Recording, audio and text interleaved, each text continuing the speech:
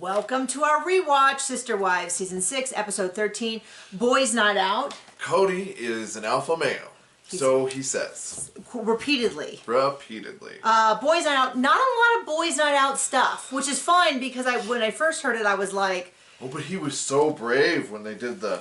We'll get bungee to it. Yeah. Jump. Okay, so we start off with them talking about the commitment ceremony. They explain to us it's not typical of polygamous families to have recommitment ceremonies, which is, I mean, not normal for, I mean, I shouldn't say not normal. Nobody cares. It's not something everybody does anywhere. I know they think people care, but so they go to look at venues. They explain to us their vows are so sacred that they would never repeat them. This is something different. They look at this venue. The starting price is $10,500. And their eyes go boonga. And Cody's like, I don't care. I'll spend it on me. Well, yeah. So they're like, Cody is uber conservative about stuff, but he's pretty good at parties. He's got an image to uphold. Yeah. Well, then he goes, oh well, if it's a party for me, like I'm strict about a budget if it's a party for you, but if it's a party for me, I don't care. And I was like, that is not... Sounds like a wonderful person. It sounds accurate. So one thing I noticed sound accurate. I noticed about Cody is that he is sometimes honest to a fault. He is not always honest. As he puts it, he's often creative, which is so funny. That's what he calls lying. But then he's like, but I only do it because it benefits me. And I'm like, yes, that is often the reason why people have an issue with lying, is that you don't tell the truth to benefit you. That's not... People aren't concerned about when you lie to benefit others. I should say they're not concerned. It's just funny because he says it like it's some like, oh, well, I didn't know I didn't, now that you explained that it's to benefit you. You okay? Yeah. Anyway, so he goes, yeah, I have an image at stake. I have to have this big party.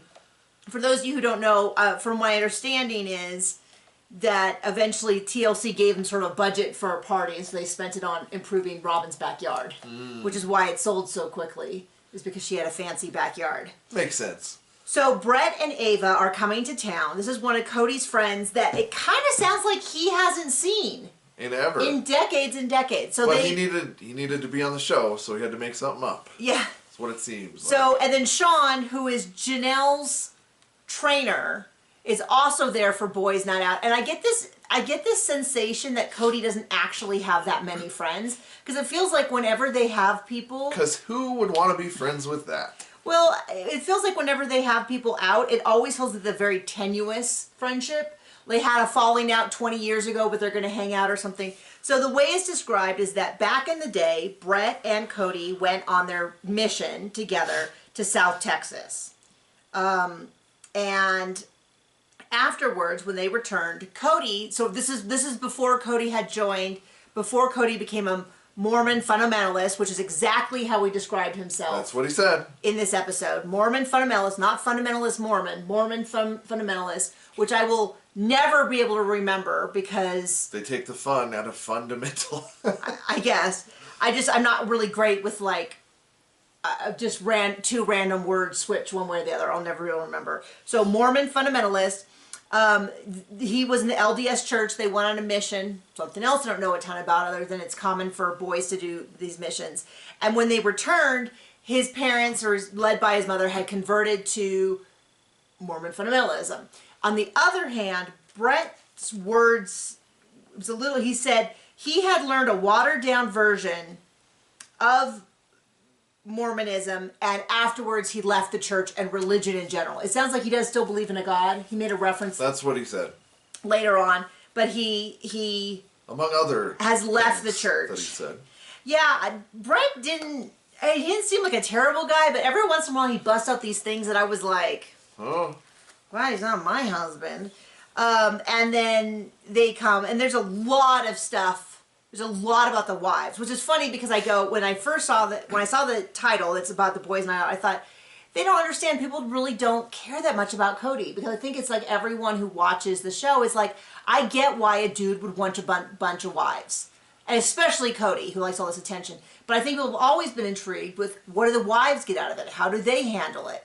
All of that. So I was like... What do they get out of it? Still don't know. Still a big old question mark. But then the actual episode was primarily about the wives. So that kind of comes back to it. I would say abandonment. So the next thing is, I guess since the guys are there, they have, it appears to be that maybe a local high school or someone, the Bulldogs, have gotten rid of the wrestling mats, and Cody either bought them or got them, whatever, and they're gonna put them in Janelle's garage. And so they show up, and Cody's like, all this has to go. Everything, the whole center is empty, but she has like boxes around the corner. She's a freezer. He's like, we gotta get rid of the freezer. We gotta get rid of this. And she's like, whoa, whoa, whoa, hold on. Like, I can't have anything against any wall. Like, I have stuff. And then Brett jumps in with, oh, well, everybody knows the garage is the man's domain. And he has 4 of them. These should all be man caves. And I was a little bit like, okay, buddy, who just showed up 2 seconds ago, not impressing me. We understand why they're friends. Yeah, I'm getting it. I'm getting your deal. Not super impressed. Wasn't real crazy about it. So then they're like, it's not even, I didn't see it suggested that it would go to Robin's house. No one even mentioned that. Of course not. Mary, that's where Cody hides his car while he's at Robin's house. According to recent seasons. So then Mary's like, well, my stuff's still in the garage. So Christine's like, okay, we can have a conversation. Brett kind of acted like, how dare Janelle say that she needs to use her garage. So what she did was bargain away her garage. Christine, yes. Bargain away her garage for a husband. Yeah, so what she says is, why don't we have a conversation alone? And he's like, oh, you're gonna blackmail me. And they're like, Janelle's like, we did spring it on her. Because it was originally going to go to Janelle's house, so there was no discussion of anyone else. Does she not know that this is a man's world? I mean, Cody's world. So this is what she requests. You need to spend more time at my house. You need to be a better husband. I need a little bit more grocery money. So the idea that at this point Christine was rolling in money is apparently not very factual. Yeah, but she's got how many kids? So 6. And all of them are at home as of now. And Mary's got 1. And they get the same grocery money? That's what they imply. Seems fair. So, and they're all working at the same business at this point. He keeps saying and what stupid business is this? Well, he keeps saying they're working together 10 hours a day. I'm not buying that at all. Sure. So they go over to Christine's, they unload it. Brett, the guy who is not even lives there, carries 1/2. Sean, the other guy who does not live there, carries the back half, and Cody kind of stands underneath it like this. And I was like, this dude is so useless. They get it out. We see, it looked like Brett was cutting it into pieces to fit into the space. Like, we really don't see Cody doing much. How useless is he? Pretty useless. So, like hind tit on a bull useless? I guess so. Then Cody talks on and on and on about Brett, and they put like romantic music behind it. It was a little odd. And then Cody goes on about, this is when they explained, they show a reference to where he says he didn't talk to Brett for years and years, but he was invited to the wedding, and he came to the wedding when he married Robin. And the only time all day that he was sad was when Brett left the wedding. And he just felt so lonely. Felt so lonely there with his 4 wives. And a million children. And it's just, I have some really good friends. I just talked to a friend a few hours ago, and we told each other we loved each other because she's supporting me through some stuff, and she's putting down one of her cats long-term, had it since it was 6 weeks old. And so we were just thanking each other for being there and telling each other how we could be valued. But I still feel like I don't talk about her as oddly as Cody talks about other men. And I don't mean that in like a homophobic way, but just in a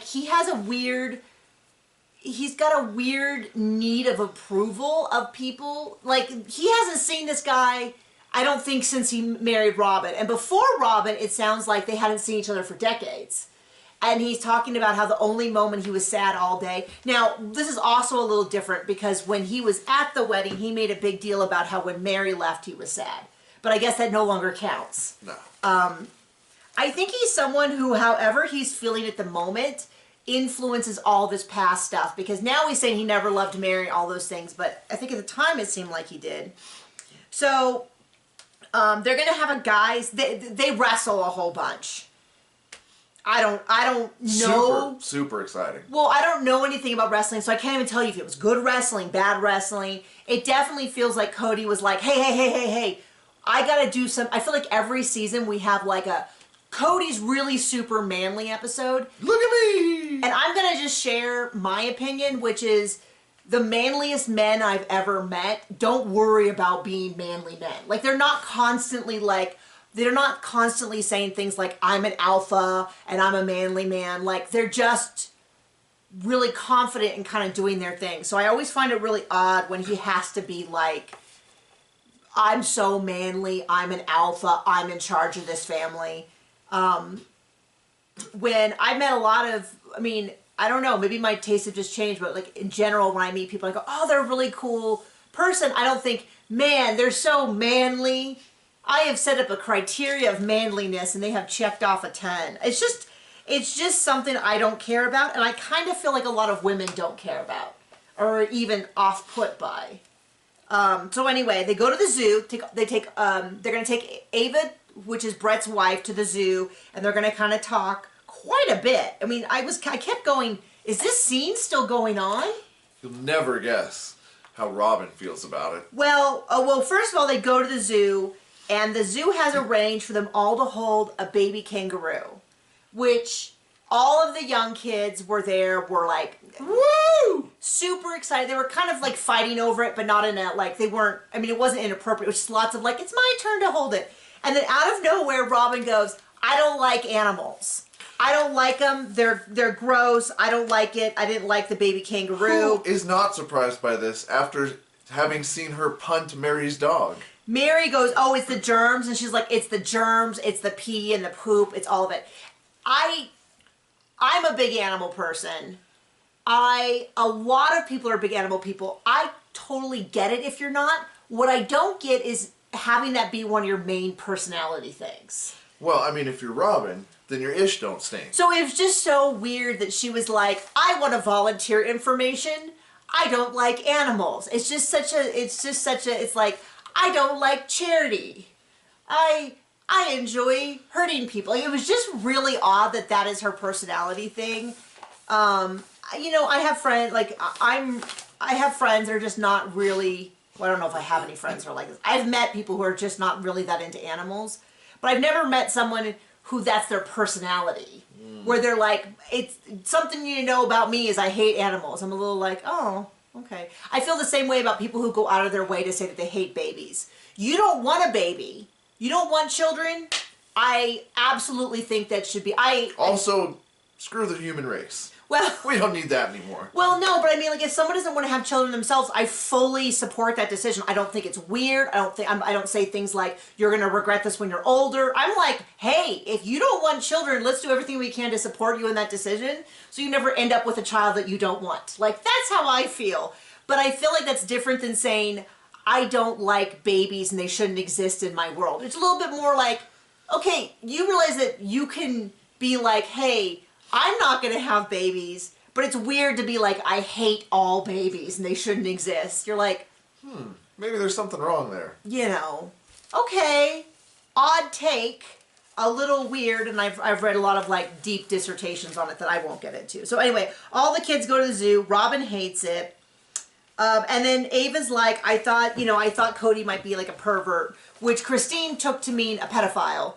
But I think she meant like a sexual pervert, like insisting on having multiple partners kind of pervert. I don't really know. But of course, I am so tired. I'm tired of this already, but I forgot how much of the early seasons were basically episode after episode of them being like, we're polygamous. And then someone else being like, wow, I didn't know polygamous could be like that. And then them be like, hey, we're so cool. And it's just one of those things where we're like, we get it. We get it. You're a polygamist. You like to shock people with it.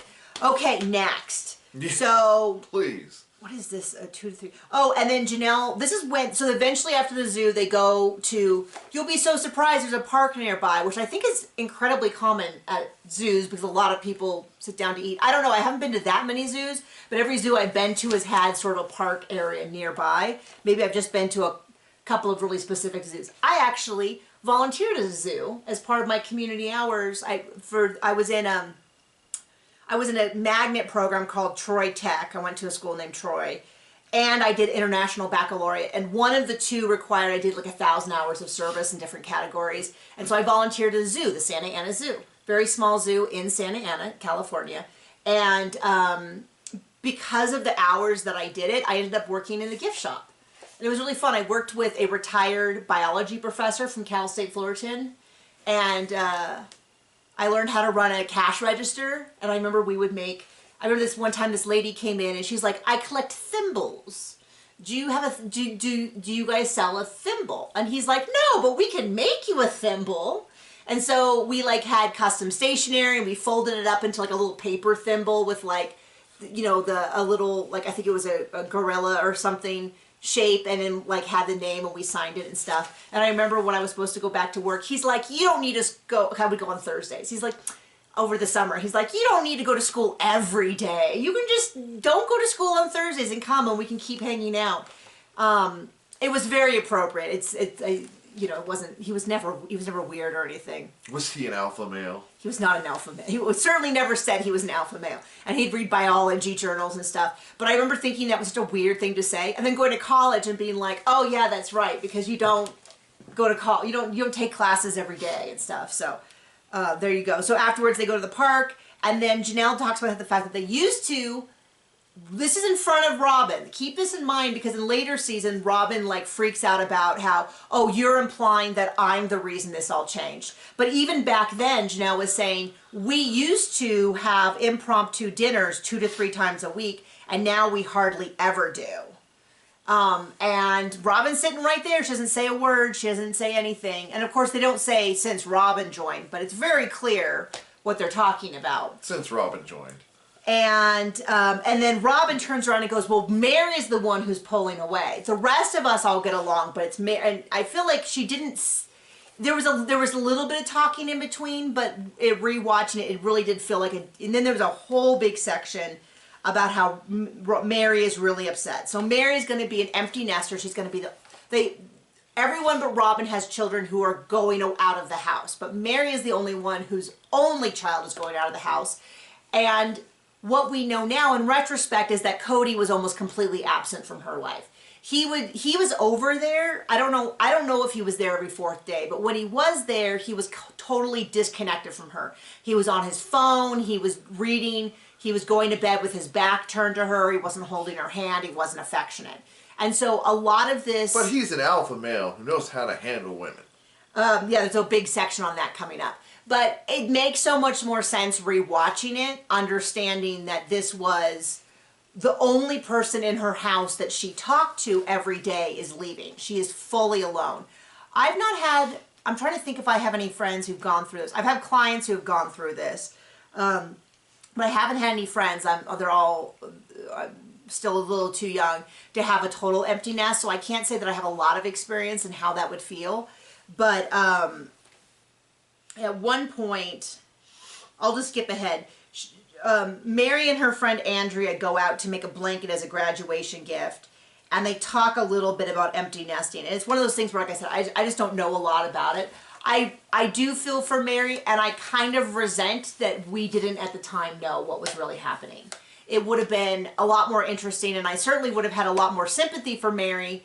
I mean, I already had sympathy because she's going from having someone in her house every single day to theoretically Cody being there 1 day out of 4, but not really. It matches their deceptive editing of everything. Yes. And I wonder if I was to pitch, like a TLC came to me and said, hey, you're a big Sister Wife fan and you know a lot of the community. What do you think they would want to know? One of the things that I would pitch, which they can't really do, well, they could try to do, would be an interview with a lot of the longtime camera people, director, sound, any of those editors, and be like, what did you know at that time? Did you have an inkling? My guess is they have a lot of, in retrospect, it was so obvious, combined with a little bit of fuzz, combined with a lot of like, yeah, this, we didn't catch this on camera, or when they came in to do this, or we saw that, like I think it'd be incredibly, incredibly interesting, the stuff that they either suspected or knew that we didn't see. But yeah, so it goes on and on. I feel like the section with Mary crying about being an empty nester went on forever. But it didn't make a lot of sense until I feel like you find out that she didn't have a husband. She was essentially, and also wonder how much was Cody coming over there to see Leon, and that once Leon left, that it went down to 0 because he, it sounded like he did like Mary's house because it was quiet, it was clean. They got to go do stuff as a group of 3 that was more comfortable. So anyway, so now we cut back to the guys, and they're gonna go bungee jumping from the stratosphere. And I didn't even get. He made a really big deal about how he was gonna jump in the pike position, which I don't know. I don't get why that's a big deal. But they make a really big deal about it. They're like, yeah, he's such a man, and he jumps off. Kind of looked ridiculous. Bouncing through the air like this, right? Yep. And it's one of those things where he talked so much in this section about being an alpha male that it kind of was like, I don't know. Maybe I'm just biased because I've just encountered so many of those people that talk about alpha males, and they're like the most thin-skinned in the world. So maybe I'm just incredibly biased. He's not that alpha male. He hasn't even choked a wife yet. Oh, John, that's not even it. I mean, but we know an alpha male who... Yes, that is a very personal reference to someone in our life who used to talk about being alpha male a lot and is now divorced, and she is fine. I think we talked about this in last week's video too, or 2 weeks ago. And so then they all go to a restaurant at the top of the stratosphere. And I'm not crazy about Sean either, because they're really like doing this, are you really in control of your house? And then Sean's like, I can sometimes tell which wife is in your head. And then they cut back to both Christine and Janelle, not Mary or Robin, saying, when you spend a lot of time with one wife, I can definitely hear a difference. Robin. And then also saying, I can tell who you talk to last based on how you're talking. Robin. So Brett explains to Cody that they consider themselves equal, but when they disagree, he's in charge of making the decision, which is an odd way, because I was like, well, then I guess we have that same relationship with our son. Because when we disagree, we can make the decision. Like, I don't understand that. And so we talked about it in our relationship, about like when we disagree and we're at a stalemate, I would say it's kind of 50-50 about who does what. Like, I felt really strongly that this was the right house, whereas John felt that either of the 2 houses we were looking at was fine, but I felt really, really strongly. So he's like, okay, if you feel that strongly, then because we had put in a bid and they had come back, and he's like, well, then let's put a bid on the other house. Let's do that. I felt really strongly. I still stand by that decision. That was the right choice. But there's definitely been times when John's felt really, really super strongly, and I've disagreed, and I've been like, okay, you handle it. Like, if you feel that strongly and you're willing to take the reins of the decision, go for it. And so, it's just weird to me when you say, well, we're equal, except he always has the power of veto. I'm like, so then you're equal in your right to agree with him? Like, is that what that's about? Now, maybe he was just misspeaking. A lot of people I've known a lot of couples over the years who've claimed that the man's in charge of the relationship, but then when you observe their relationship, that's not what you actually see happen. We've seen a lot of families like that in churches we've been in, where the woman has said, well, the man is always in charge, and then we have absolutely not seen that. Right. I mean, we knew a couple who she said that very loudly, but then she changed his diet. And almost killed him. Almost killed him. The doctor says, I've never seen someone who has almost died of a lack of sodium. She had cut all salt from his diet, and he got really, really sick and had to go to the hospital and stuff. So then I'm like, I don't know that he's really the alpha of the house. But anyway, so he goes on charge and he says, I'm not in charge of this family just because I'm a man. It's because of my amazing leadership. And this is, I feel like I feel like the Cody from season 1, I see the progression of him, but I don't see, he's not the same person as he was at the end, where he's like, I'm a man, the man should always be in charge. But this is sort of the midpoint between where he was when he started I feel like maybe being on the TV show, I don't know if it's a TV show or bringing on a fourth wife or what, he seemed to get more and more obsessed with this appearance of being manly. Because then he's like, I'm an alpha male. Everyone knows I'm a jerk to my family, is an exact quote. I was like... Wait, what? Everyone knows I'm a jerk to my family. I don't know if you heard the "to my family." Because like you went, yeah, well, everyone knows you're a jerk. I don't know if you heard "to my family." Not. Okay. But and then he says something. That explain a lot now. And then he says something like, "But I do it for the good of the family," or something like that. And we're like, well, I mean, this is sort of like the good of the family. He means Robin and her kids. This is one of those problems with when you say things like, "I'm only a jerk to get my way because I know it's right." And you go, well, yeah, that's kind of how everyone does it. Everyone thinks they're right. And the problem is if you're not actually right, it's a big, big issue. That's why many people have rules about how they treat people, like in general, so that even if you're wrong, you haven't done damage. So anyway, he tells this story about how he was in Wyoming and he got a job opportunity in Utah. So he called up Janelle and he said, we're moving to Utah. And she's like, nah, I'm good.